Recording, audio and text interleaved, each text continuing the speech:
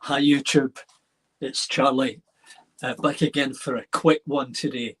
I don't want to be stepping on anyone's toes because, well, I don't have a schedule of who's doing what, where and when, but I thought I would just maybe jump in and say hi. Now, a couple of reasons for that is I was just wondering if you'd had an opportunity to see my latest video that I posted last night, early this morning, where I did some work on the original TRIANG Thompson Coaches. I'm just trying to see, there's nobody in there yet. Anyway, in the meantime, I'd come across this Indian model railroad channel run by a guy called Ashim. And, you know, he's got over 120,000 subscribers, which is phenomenal. I don't know any other channel that has anything anywhere close. And, you know, he models primarily Indian stuff, but it's like some beautiful looking locomotives. And there is a manufacturer there locally that builds these models. But Hornby also, TRIANG Hornby also did sell, well, who have we got here? Todd. Hey, Todd, good of you to drop in. I'm just speaking about this guy, Ashim, in India, who's got this model railroad channel with 120,000 subscribers. And it's just amazing. So I read up a little bit on what was going. Hang on a second. You know, TRIANG Hornby, the Bible, as they would say, and in here you can find anything about that you wanted to know about TRIANG Hornby. Yeah, Todd, I'm in the Toronto area. I don't know if there's anybody else here. No. Okay, so yeah, Hornby are or were manufacturing in India, I think after they left China, because of course the Indian subcontinent is, you know, as Anthony Dodge pointed out, there's over 1 billion people there. And it's not surprising that there's lots of model railroad enthusiasts. So there was another guy who I came across. I don't recall his name. He's somewhere. I subscribe to him.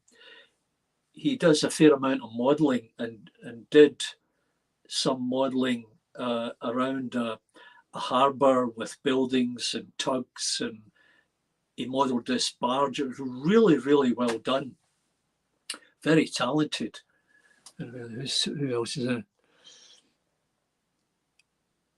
Oh, you're in Scarborough, Todd. Yeah.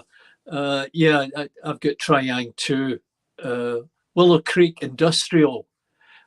Where are you, Willow Creek? I guess you're Brad. Okay. So, yeah, anyway, so talking about Hornby TRIANG in India, there must be huge collections of the stuff in India. There just has to be. I mean, the British built their railroads with their labour. All the trains initially were built in the UK and shipped over to India. And now, I guess, they build their own. But there must be a huge community of modelers and enthusiasts.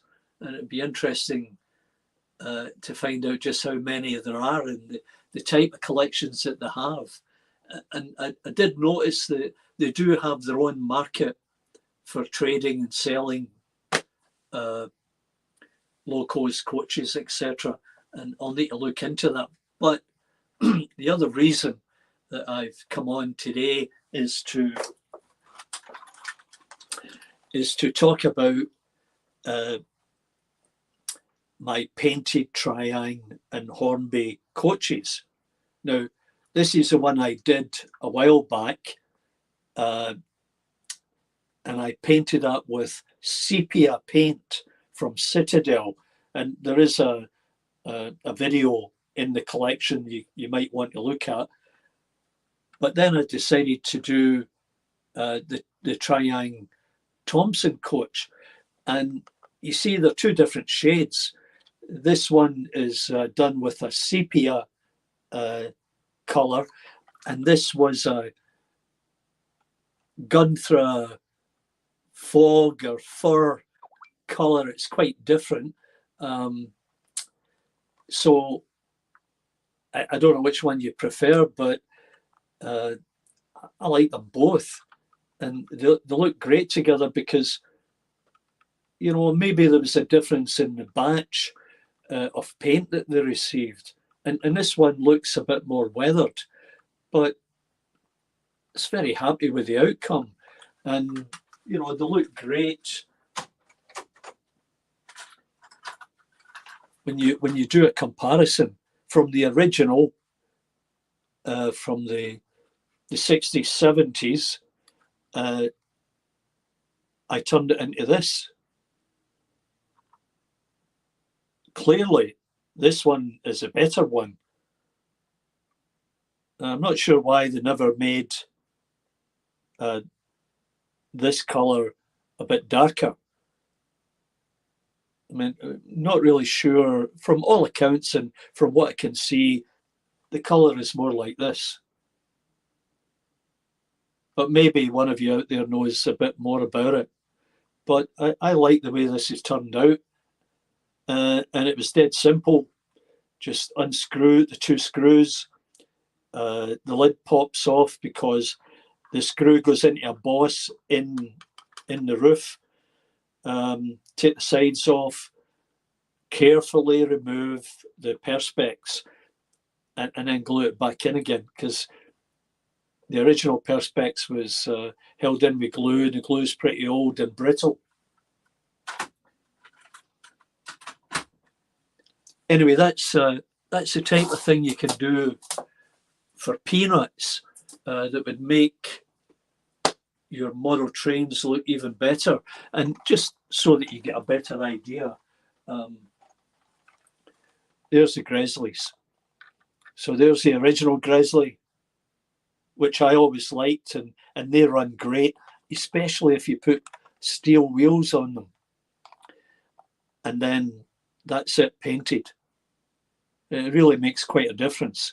And I'm very happy with this one. So, yeah, the thing about the wheels, these plastic wheels get damaged over time, chips and bumps and grooves and whatever. And once you put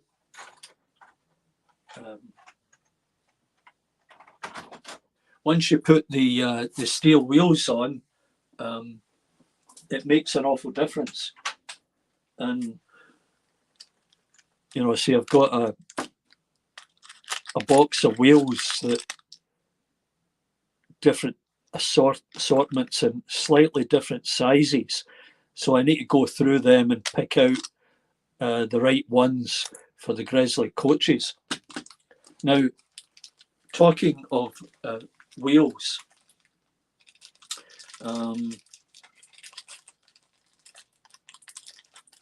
a number of years ago, I had been in touch with John's Amazing Trains. And John was taking the old knurled wheels from an EM2 or the TRIANG shunter, and try and give you an indication here. So there's the old shunter, and here are wheels that are a bit smaller. Now, from what I've learned from John was TRIANG Hornby made different wheels. Some of them were smooth wheels like this one with smaller flanges, but the early ones were large flanges and knurled wheels. So there are some out there on eBay if you can find them. And I think that's a bit of a chore. It's difficult to tell on a photograph whether they are large or small diameter flanges. And all you can do is ask the seller to give you a couple of measurements, and that would certainly help. So just check who's in here now. Yeah. Tom Houston, how are you?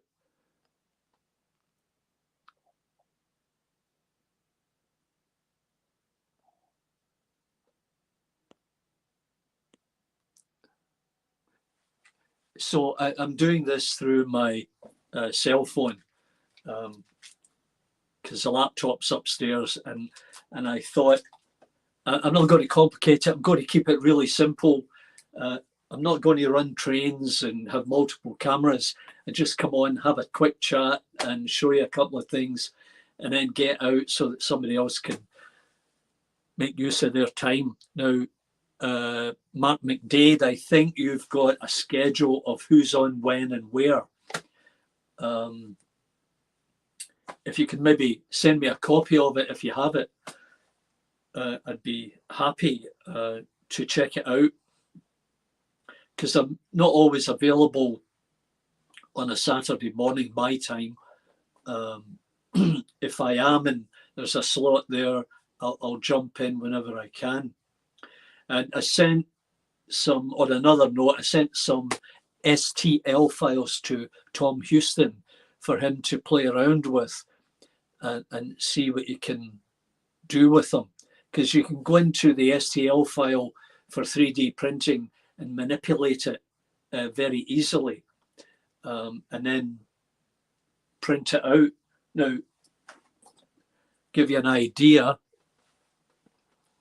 Oops. So there are the relay boxes that I did. Really simple, but very effective once you got them painted up. And I did send Tom those. I think I also sent him this pressure vessel here. And, you know, you can reduce it in size. There is a smaller one somewhere that, yeah, so that's not a 3D print. That came from a kit. But you can see the difference there. So you could take this one, reduce it in size to that one, and make multiples of it. Like, it's just amazing what you can do.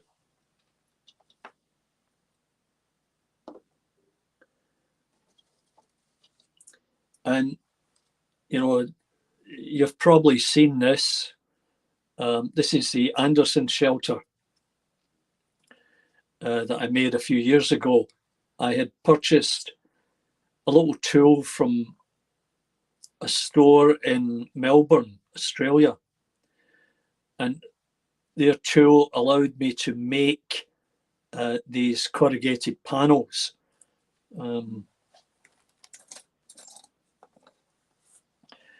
And I was able to also make this fence. So that's a great little tool if you can get it. And I think possibly now, I think it's Brunel Models. You can look them up, Brunel Models in Melbourne. And I think now they have a tool for 00 gauge. This was HO gauge. So there's obviously a slight difference, but that's what you can make. And you probably know that, especially in England, in the Second World War, many people had this in their backyard, covered by sandbags.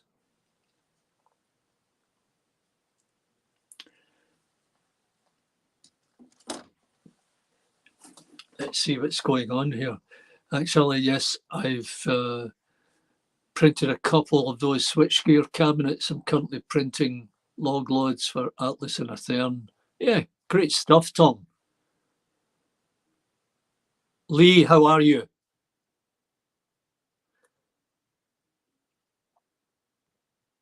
New Zealand. Oh, okay. I've been to New Zealand twice. I had a friend whose family moved to Wellington in the 1960s under the £10 deal. Now, he eventually settled. At first, he wasn't happy, but he settled in there. And when he left high school, he got a job with Agfa Film, selling film. So he said to me in a letter one day, "Oh, Charlie, I call on this filmmaker.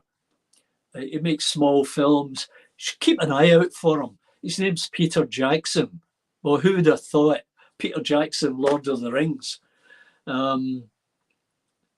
Yeah, he said he used to sell him film. That was just amazing. And at one point, before I came to Canada, I was working on the shipyards in Glasgow, or Clydebank in my case, and we built the Yarra hangar that went between Wellington and Picton. And I was friendly with the engineers, and this was just before John Brown's was closing, taken over by Marathon, if I remember correctly. And the second engineer asked if I could get him some of the plans of the old ships. So I was able to get him the general arrangement of the HMS Hood and a couple of others before everything was cleared out to the archives at Glasgow University. So at that time I thought, oh, it'd be great to go to New Zealand. So I applied to the New Zealand government as a draftsman, but they didn't have any vacancies. But I could have gone on that ship on its maiden voyage over to Wellington. Maybe just as well, because it had a fire on the way over. It survived no problem, and it eventually died in the beaches of Alang in Bangladesh. That's a pity. Anyway, yeah, New Zealand's a great country, been in the North and South Islands, stayed in the old train station in Auckland, which is now a hotel. It's more like a jail when you go in there, because either side there are rooms, and then there's the next floor up and there are rooms there too. But yeah, it was reasonably priced and it was quite comfortable. So I went to Hobbiton, took a cruise from Auckland over to Sydney via Hobart. So yeah, as I say, I've been there twice. It's a long journey from Toronto, but it's really worth it if you can make your way down there. Anyway, just let's have a little glance.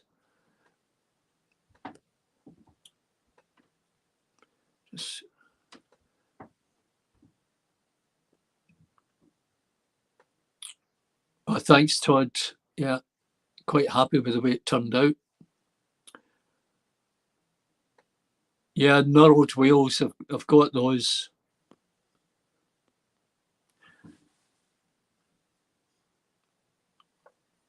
Yeah, no problem. Okay, so I don't want to be rambling on. As I say, I just thought I'd jump in, show you the paint job I did on the coaches. Check it out, please. And yeah, maybe I'll just sign off and say thanks very much. got to go. Yeah, hi Todd. Right. Anyway, thanks very much, everybody, and we'll catch up later next time when I've got something else to show you. And bye for now.